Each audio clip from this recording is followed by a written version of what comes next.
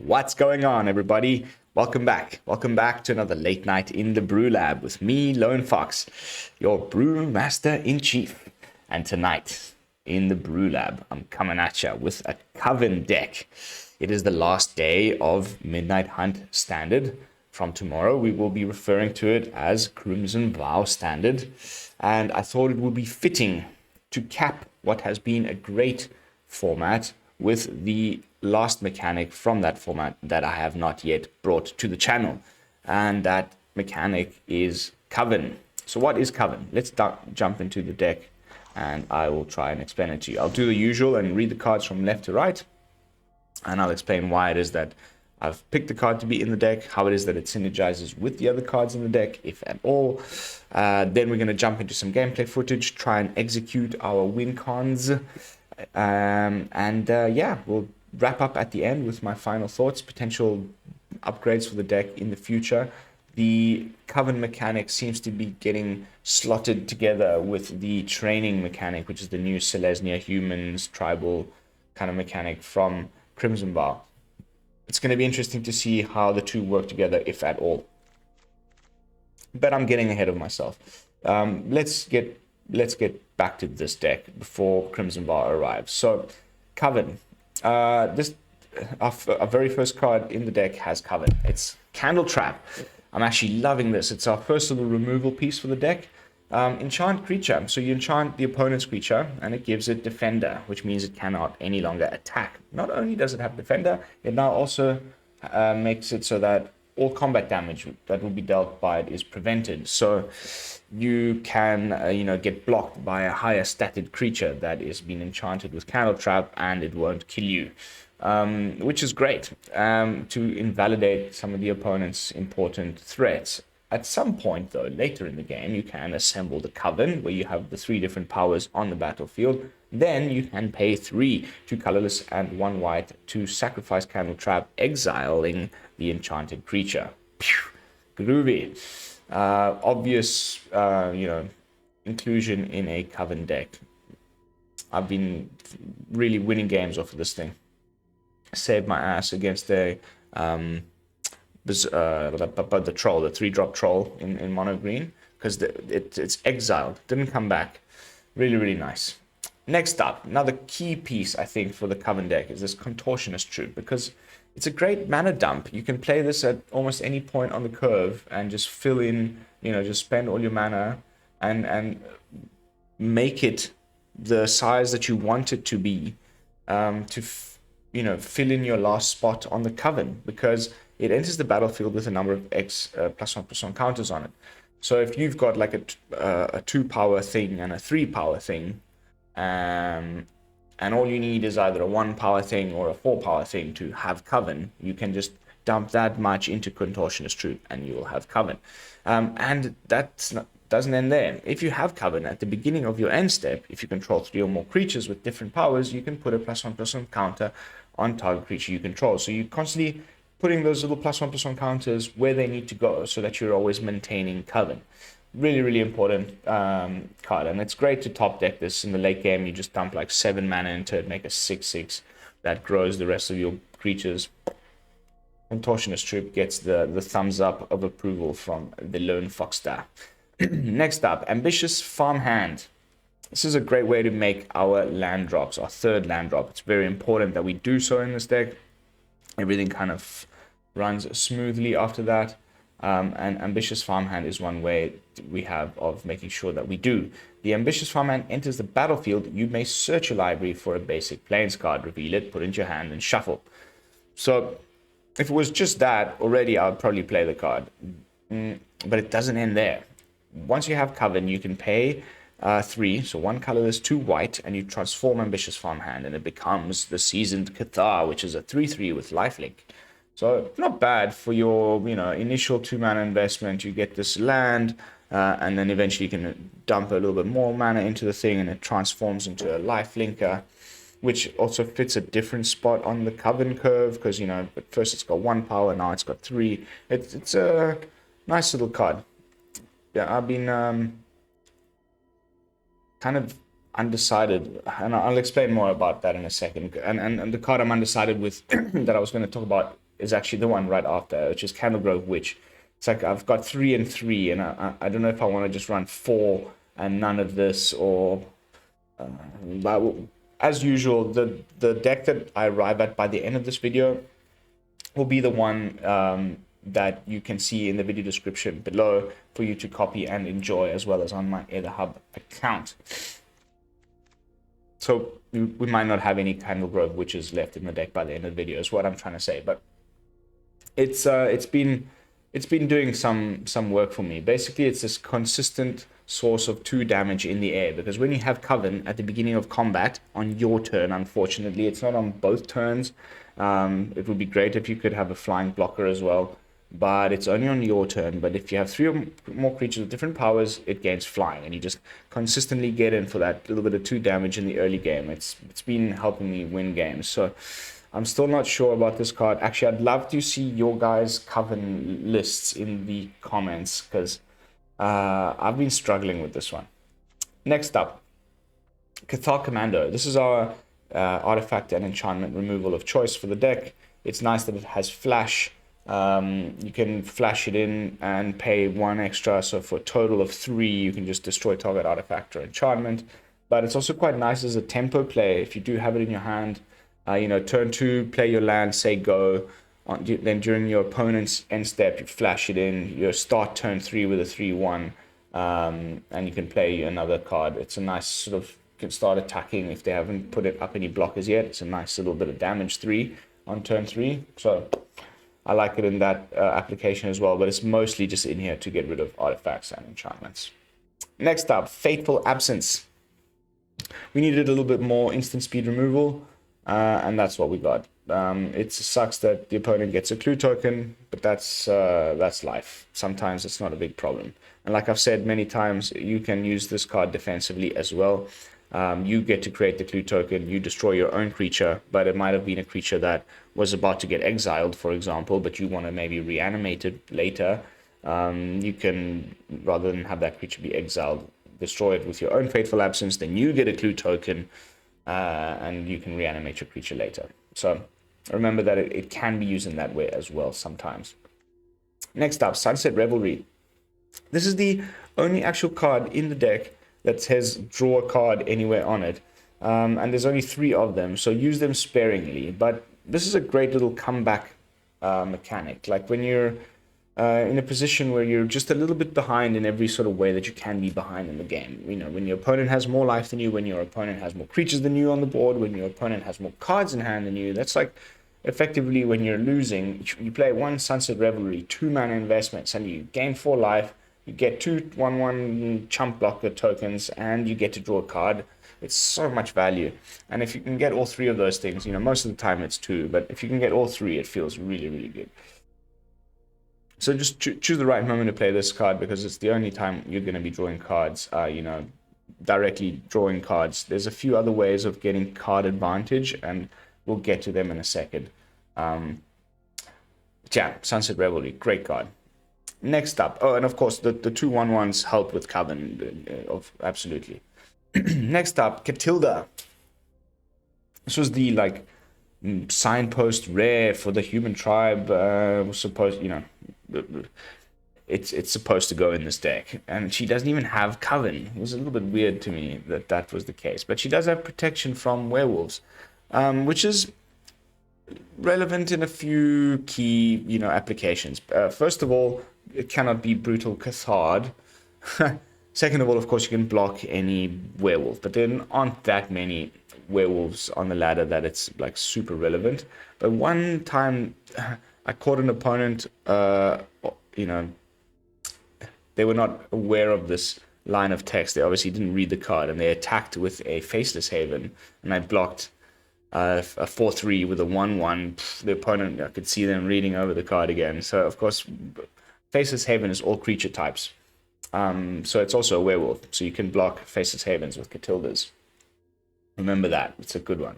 But the real reason it's in the deck is for the ramp. So the human creatures you control have tap, add 1 mana of any of this creature's colors. So, we've got a few creatures in here with double pips, double green, double white, double white, double white. The ability to tap other creatures that we have on the board for mana, it really helps to get those guys out fast. There's some 5 drops and some 4 drops in the deck, and we're still only running 20 lands. People might think I'm crazy, but Katilda and the Ambitious Farmhand is what makes all of that possible. It's actually, we have 0 land problems, even with 5 drops in the deck, with only 20 lands in the mana base. You'll be surprised. I would run 4, but I was just a little bit short for space. And usually with legendaries, I'll run 3 in the deck. But when it's a 2-drop, it was okay to have 4. I just ended up trimming it down to 3. And of course, late game, once you've gone wide enough, you can start dumping mana into this thing as well. You can pay 6, 4 colorless, 1 green, 1 white, and you can put a +1/+1 counter on each creature you control. So you start growing your whole squad. It's pretty nice. Next up, Borrowed Time. Another little bit of removal. It just hits things that Brutal Cathar doesn't hit, and I didn't want to run Skyclave Apparition, and so this is why we're running Borrowed Time. It's kind of the new Banishing Light. When it ETBs, you can exile target non-land permanent and opponent controls until Borrowed Time leaves the battlefield. Straightforward. Only a couple of them, but mostly been picking off like things that we cannot destroy with Fateful Absence. So, you know, artifacts or enchantments, because there's only 2 Cathar Commandos in the deck. Borrowed Time kind of tries to make up for that. Also, you can Borrowed Time Planeswalkers, that kind of stuff. Just use them sparingly, because there's only 2 in the deck, so pick your targets carefully. Next up, Brutal Cathar. What a card. You know, everybody's been either playing or playing against this card at some point by now in the format. It's an absolute house. When it ETBs, you can exile target creature and opponent controls until this creature leaves the battlefield. I've been using it mostly for tokens, creature tokens, because then the opponent is not incentivized to remove Brutal Cathar so that they get the thing that you've exiled with it back. They're not getting that token back, so then they might just leave Brutal Cathar on the battlefield, forget about him, and you might get to exile something else. And that's where, you know, Borrowed Time as well, like these things shine against the tokens, like Renin 7's 5/5 tree folk token thing, Brutal Cathar gone, and it's never coming back. So I've been sort of saving those cards for those types of removals, but in a pinch, it's great against anything. Of course, it's just that, you know, the opponent can get it back to their hand. Next up, we've got 2 copies of Adeline, the Resplendent Cathar. A lot of Cathars happening. Cathar Commando, Seasoned Cathar, Brutal Cathar. I wonder what this Cathar thing is. I don't read any of the lore, so you guys might let me know in the comments. Those of you who do, I might actually get into that one day. I need some books to read. Not really a Coven card, but it does kind of help with Coven, as she's constantly scaling in power depending on how many creatures are on the board. So that and then, you know, you're always pumping out little 1/1s that might also help with arriving at Coven. So I thought it would be a obvious inclusion. 2 of. If you top deck this in the mid game, you're really happy. If you've got 1 in your opening hand, you're keeping that opening hand. Otherwise, it's kind of not essential to the operation of the deck, but it does win games. So also put your counters from Contortionist Troupe on the Resplendent Cathar. Adeline is great. She can have this huge power, but her booty is quite tiny. Like 4 toughness isn't amazing. So if you've got somewhere to put some counters, put them on Adeline, make that booty bigger. Then she really becomes a powerhouse. The vigilance is great. Next up, we've got Augur of Autumn, and this is the other card that I was talking about, other than Sunset Revelry, that kind of draws you card. It's acting a bit like Ranger class in the mono green deck, in that you can look at the top of your library at any time, and then you can play lands from the top of your library. And if you have Coven, then you can play creatures off the top of your library as well.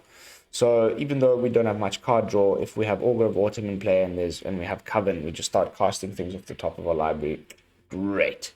And the third card that also has a bit of pseudo card draw, or let's say card advantage built into it, is Sigarda, our Champion of Light. It's a 4/4 Frampler for 4, and it gives all of our humans +1/+1. So there's only humans, except for, don't forget, Brutal Cathar's backside is a werewolf, so don't forget that. But the rest of the cards are humans, and they all get +1/+1. And then she has Coven as well. So when she attacks, if you have Coven, you look at the top 5 cards of your library, and you may reveal a human creature card from among them, put it into your hand, put the rest into your bottom of your library in a random order. So again, drawing cards, essentially. It doesn't say draw a card, but you're putting cards from your library into your hand. Between Sunset Revelry, Augur of Autumn, and Sigarda, it's been enough. But it's kind of a mid-rangey aggro deck that's leaning a little bit more closer towards mid-range than aggro. And so you get, you don't need too much card draw, but Sigarda replenishing our threats every time she attacks is great. And then last but not least, and this is another one of these spots in the deck which I don't know about, alongside Candlegrove Witch, there's probably something better we could be playing instead of Sigardian Savior. But because Katilda is kind of important to the deck to grow our threats bigger and make our guys bigger and bigger every turn. And also we often sacrifice a early game Cathar Commando to get rid of a class enchantment. And because Katilda is important and kind of looks flashy, it's often a target for the opponent's removal. By the time we get to turn 5, turn 6, when we could be casting Sigardian Savior, those cards tend to be in your graveyard already. And then when you cast it, you can return 2 target creature cards with mana value 2 or less from your graveyard to the battlefield. And I usually go and fetch up, like I said, my Cathar Commando and Katilda, put them back on the battlefield. It's a good little kind of post sweeper. A little bit of survivability to, if we're running up against those heavy control decks. I don't know. Let me know what you think about my decision to include Sigardian Savior in this Coven deck. It's a lot of mana for a 3/3 flyer, but you do essentially, in the example I gave you earlier, it ends up being 5 mana for 3, 4, 5, 6, 7 power brought to the battlefield. So I've kind of been liking it. Let me know what you think. And then the mana base, nothing special other than the fact, like I said before, that it's quite small. There's only 20 cards, 20 lands, 2 Field of Ruins, 1 sneaky Bretagard Stronghold for a little bit of life gain. I usually just save this till the right moment, and then I put the counters on my Sigardian Savior and my Sigarda Champion of Light, or maybe onto the Candlegrove Witch when it has flying, and I try to get in there with some damage with some flyers just to gain a bit of life in the mid game, stabilize, and hopefully win from there. And then we just got one of each of the creature lands, 1 Crave of the Frost Giant, of the Frost Dragon, and 1 Lair of the Hydra. That's the deck. Coven, my 3rd attempt to bring one such list to the channel. Hopefully in this janky day we can get some wins with it, and I won't feel completely useless. The previous 3-4 videos that I recorded with Coven just all ended up getting deleted straight away. Just wasn't getting any wins. Now, at this point in the videos, as usual, if I could do a little bit of self-promotion. If you have not done so already, kindly consider subscribing to the channel. I'm almost at 400 subscribers. Today we did a nice little jump. I'm sitting on, I believe, 391, which is insane. Thanks everybody who clicked the sub button.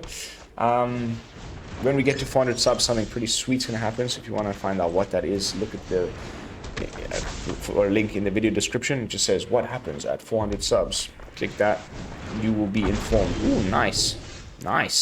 Turn 3 Regent. Very nice. Using Katilda there.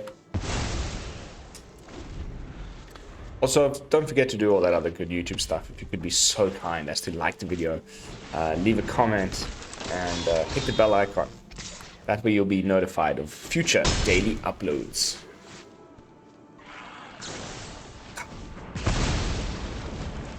Add the removal piece too, huh?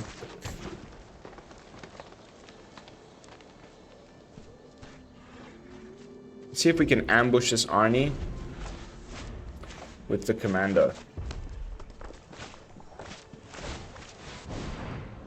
Ooh, what do we ambush the Haven? I think we have to ambush the Haven.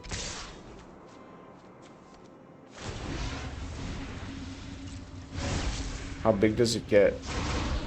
Oof.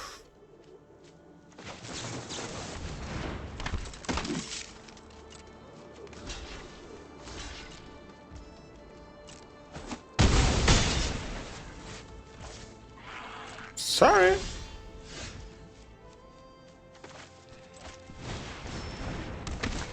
Double casting. Ambitious Farmhand fetches us a plains.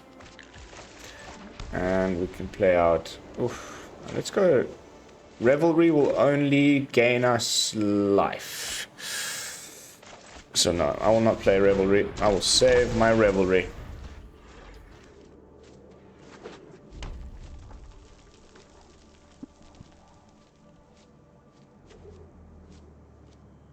I think I made the right call there, getting rid of the Haven rather than Mr. Broken Brow. Come on, mate.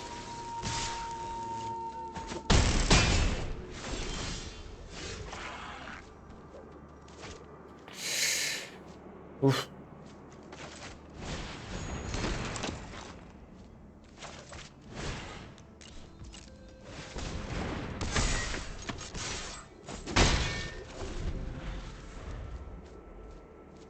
Play the Adeline. Oh, come on. The guy's just getting all the lucky top decks.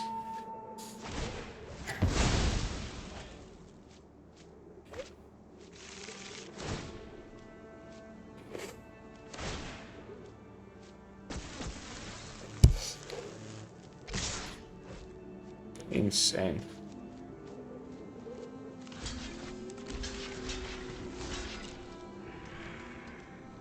And he's got a gold span just sitting there. I don't think that's going to do anything. Oh, it does? Okay. I thought the creatures needed to be bigger than it.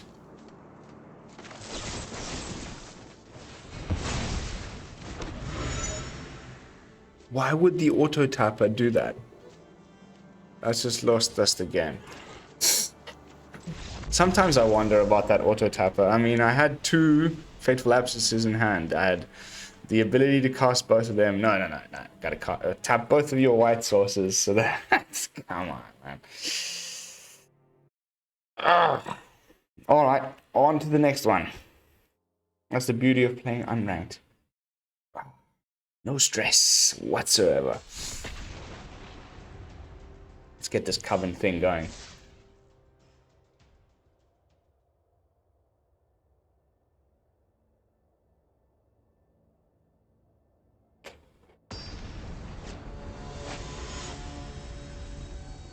Cosmic Tempest.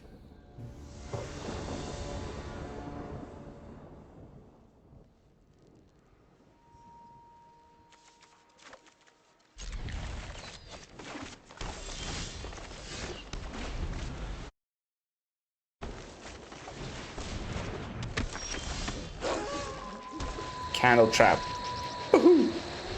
I've been wanting to do that. It's like, you know, the wolf is on the Candletrap. I trap the wolf. Come on, dude. Go play your mono green list on the ladder.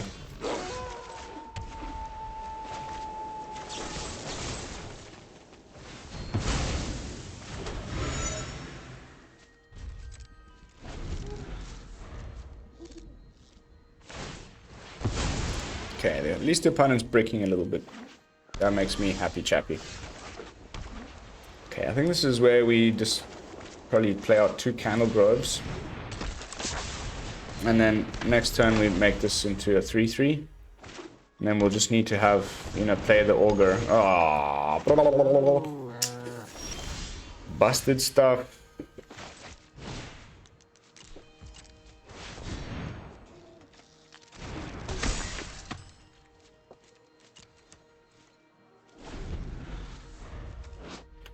The Pussy Wagon makes an appearance.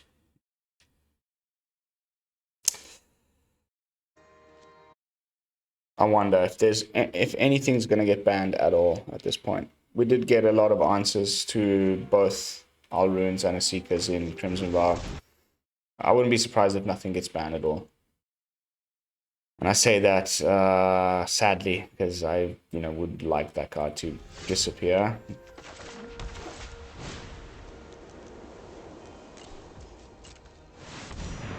Still no second blue source.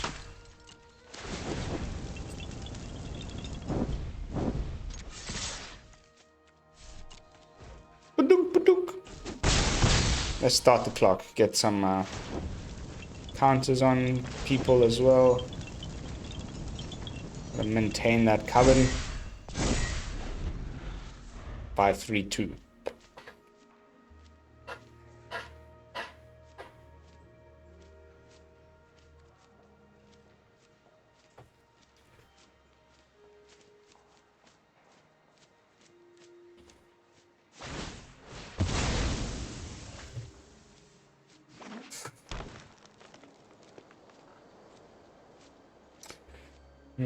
You can crew the chariot with the Bribridge tracker.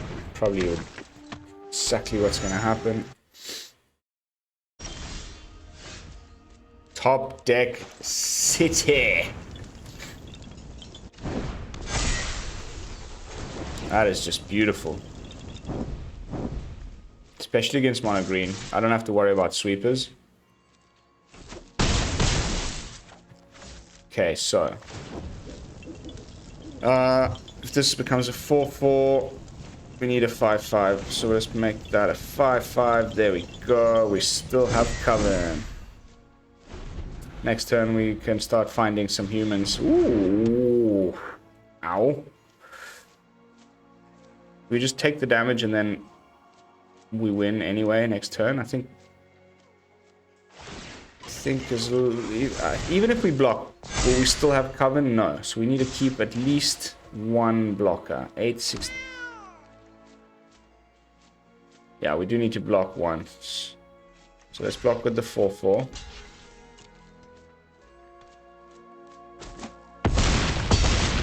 Oof. Unnatural growth is just nasty.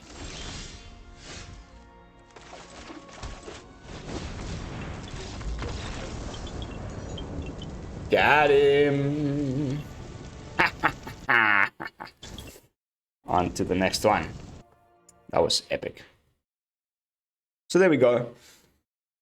You know, you can see how it's a little bit slow and clunky.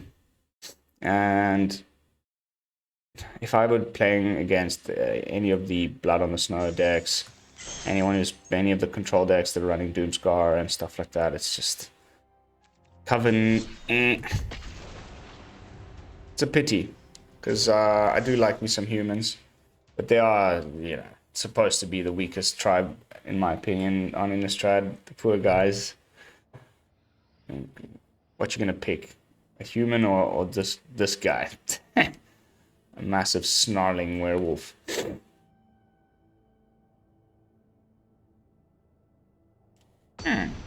Slightly longer queue time. I wonder what that signifies, if anything. No creatures. Bunch of tap lands. Mulligan. Okay. A little bit better. We can put the Sigardian Savior away and make our third land drop with the Farmhand. Got some card draw, some removal. Nice.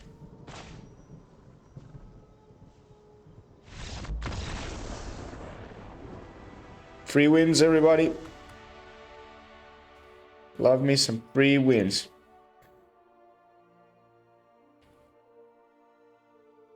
God, I cannot wait. It literally feels like Christmas Eve to me, the day before a set release. I'm frothing. Like tomorrow is the day. I cannot believe it. Finally, the wait is over.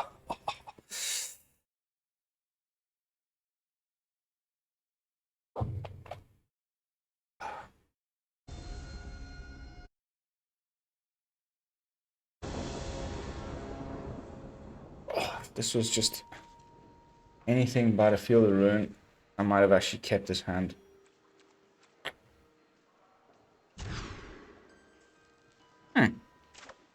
Could be worse. Do a courtesy tap.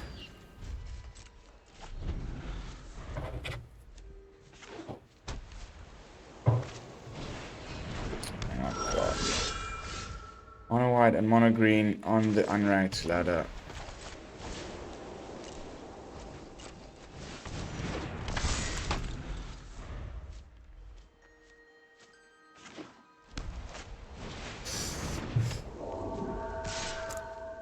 Well, that's a brutal Cathar target if I ever saw one.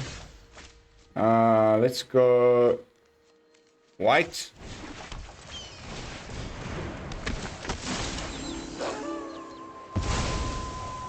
And get brutal up in this hizzle.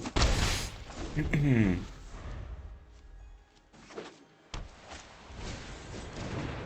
think we play out Sigarda.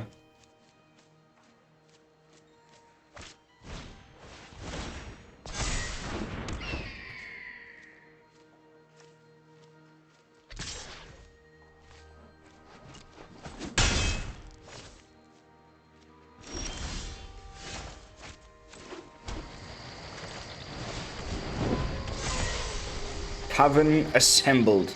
The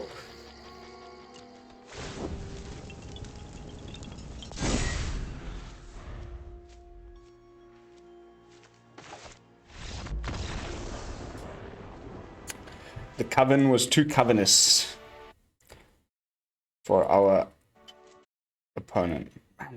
People are such chicken poops.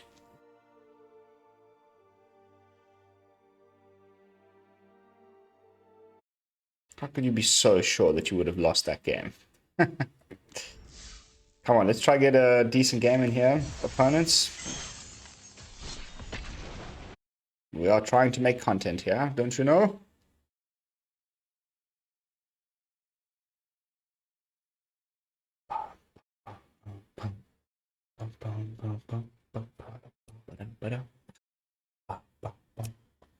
Crimson Vow tomorrow. Crimson Vow, Crimson Vow. I have so many decks ready and waiting in my Crimson Vow folder on the hub. Day one's gonna be insane. I'll keep it. I'll keep it. I'll keep it. Don't ask me why.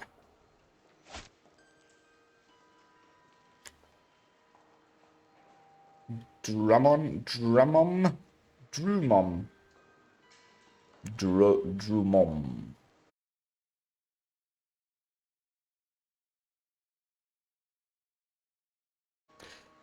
Sorry, guys. Nothing I can do about this.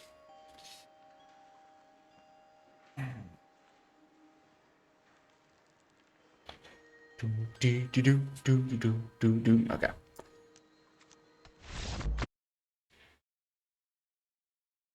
Do not want to have you guys waiting through that. Let's play a game on a rank ladder. I'm on Diamond 3, I think. It might even be Diamond 4. It's not a big deal. The set comes out tomorrow. I won't make Mythic. I'll make the Mythic push with a new Vampire deck that I know is going to be insane. So Coven on the ladder. Hopefully we don't play Is It Turns straight away on the first game in unranked. Totally mana screwed. Okay.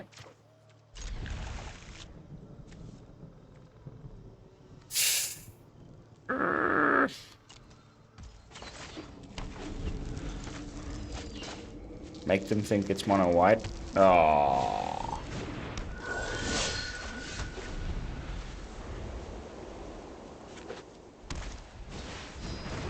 The aspirant.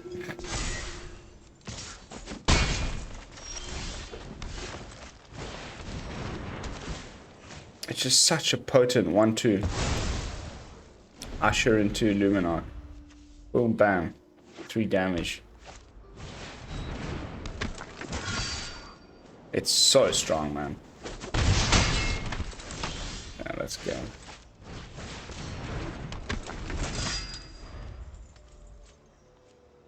Brutal Cathar or Skyclave Apparition. This is why I don't take it onto the rank ladder, guys. My poor rank.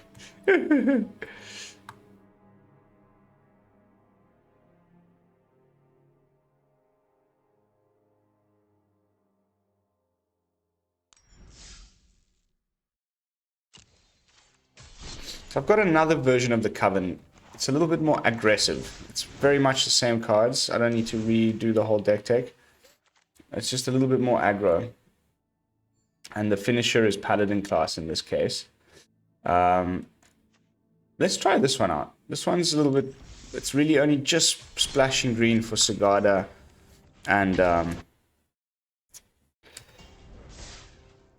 Katilda?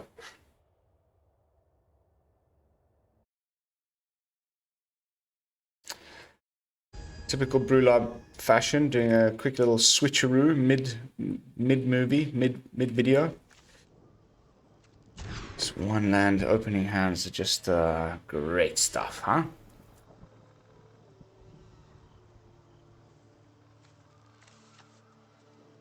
I'm running Chaplain of the Arms in this one, or Chaplain of Arms.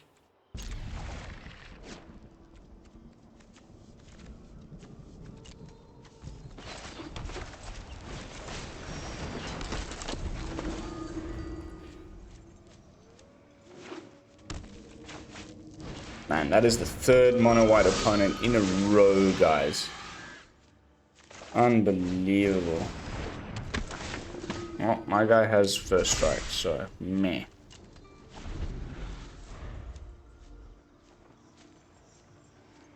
Turn 1 land, turn 2 Luminarch Aspirant. It's getting a bit ridiculous.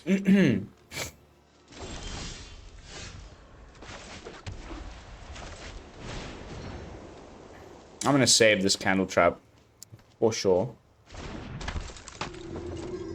Not going to waste it on an Usher.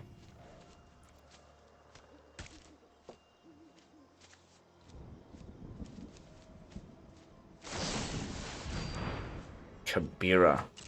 What a cheeky bugger.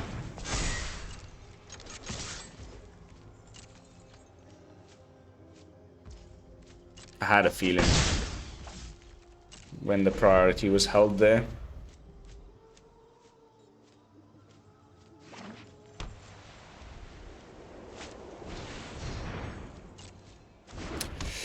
Ah, here come the little flyers.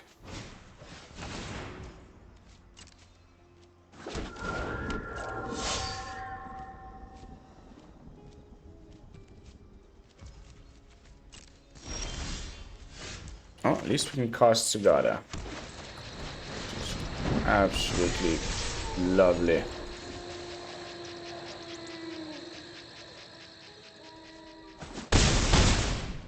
Takes the 6. Woo! Carath. Here come the Brutal Cathars and the Skyclave Apparitions, and you know, the removal package from Mono White is about to get shoved down my throat. I have a bad feeling about that. No. Ooh. Ooh. Okay.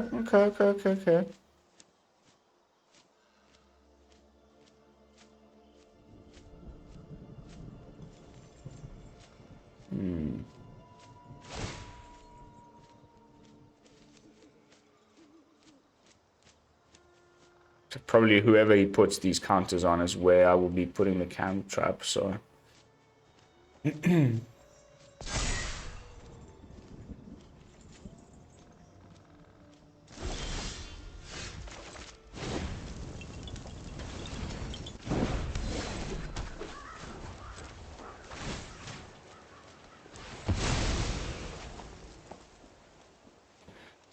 Green or white? Green or white?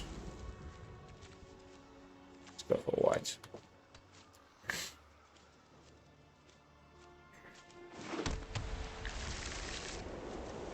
Now, this is the mono white variant that switches into this plan B where they're just like, they don't block and they wait to get enough lands to get a level 3 paladin class, and then because they've left the board state wide, they can get a really good double strike going. But he's going to have to block eventually.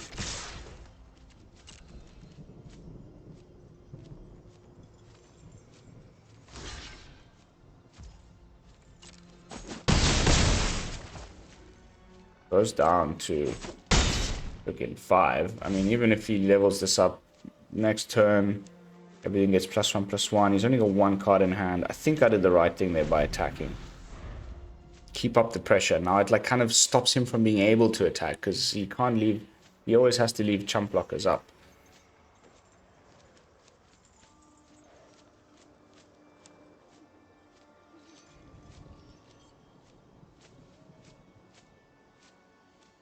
Brutal Cathar would be a great top deck.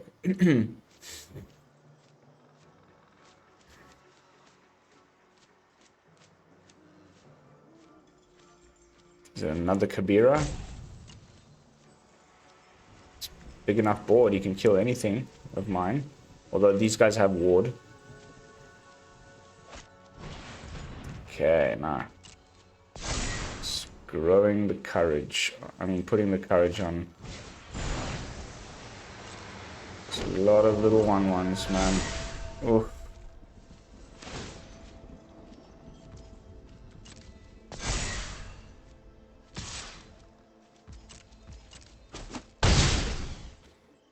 That's a big enough blocker. Cathar. Ooh, yes. We also have Coven now. Beautiful top deck.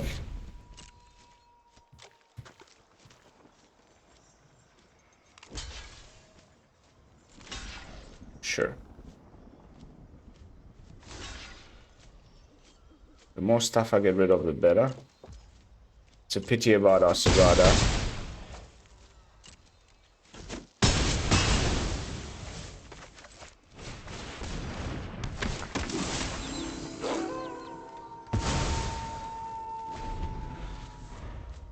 Ooh, down to 2. Come on, buddy. I gotcha. No. Not my Cathar. This guy, man. Oh my god. Dangling on for freaking.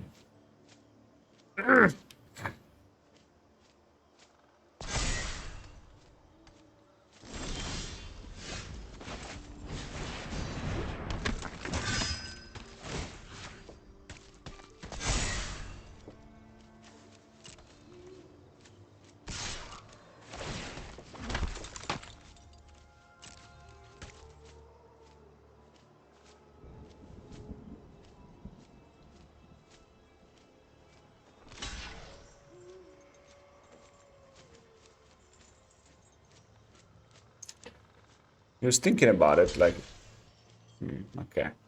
But he was going to try Brock with the Intrepid.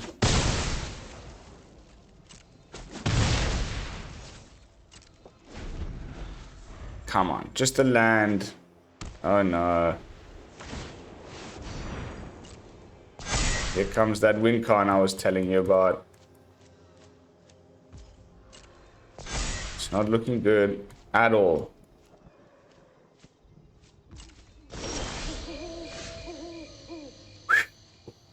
Okay, we got him.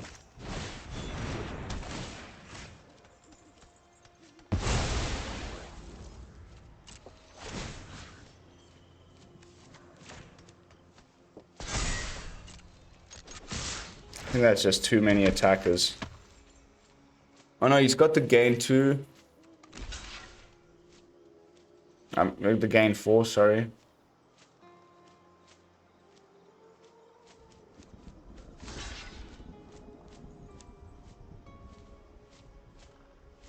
block my aspirant with... okay. Still game, no? No. Back up to 2. Oh no, because the first strike! Yes! Got him. Got him. Alright, guys. That's perfect way to end this video. We've arrived at 45 minutes.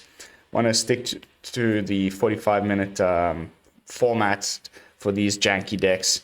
Don't forget to tune in tomorrow. We're going to be cracking lots of packs. We're going to be playing some draft. We're going to be talking shop. We're going to be, you know, live streaming. So, see you hopefully all there. Thank you so much for watching. Don't forget to like, comment, and subscribe. I will see you all in the next video. And until then, this is Lone Fox from the BrewLab, signing out. Peace, y'all.